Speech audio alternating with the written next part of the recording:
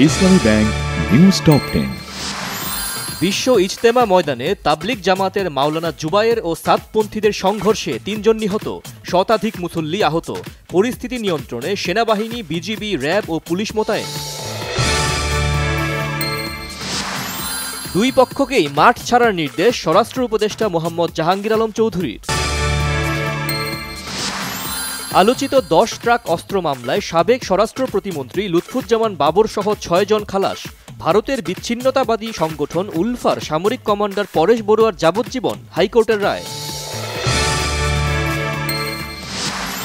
গুমের ঘটনায় ট্রাইব্যুনালে অভিযোগ জমা দিয়েছেন মাইকেল চাকমা। অভিযোগ আমলে নিয়ে তদন্ত শুরু হবে জানিয়েছেন chief prosecutor advocate Tajul Islam.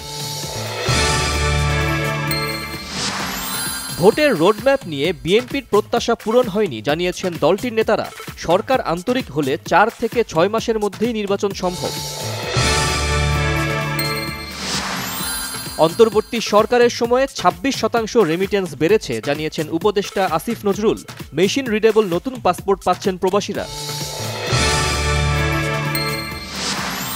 হত্যা মামলায় কামরুল ইসলাম ও সোলাইমান সেলিম ৪ দিনের রিমান্ডে। কামাল মজুমদার, ইনু মেনন আদালতে। যুক্তরাষ্ট্রের নতুন সরকারের সাথে জোরদার সম্পর্কে যাওয়ার ব্যাপক প্রচারকারী ভারত হোঁচট খেল আবার। ভারতীয় পণ্য উচ্চ হারে শুল্কারোপের হুমকি নবনির্বাচিত মার্কিন প্রেসিডেন্ট ট্রাম্পের। ওয়েস্ট ইন্ডিজের বিরুদ্ধে দ্বিতীয় টি-20তে ২৭ রানে জয়ে ১ ম্যাচ হাতে রেখেই টাইগারদের সিরিজ নিশ্চিত।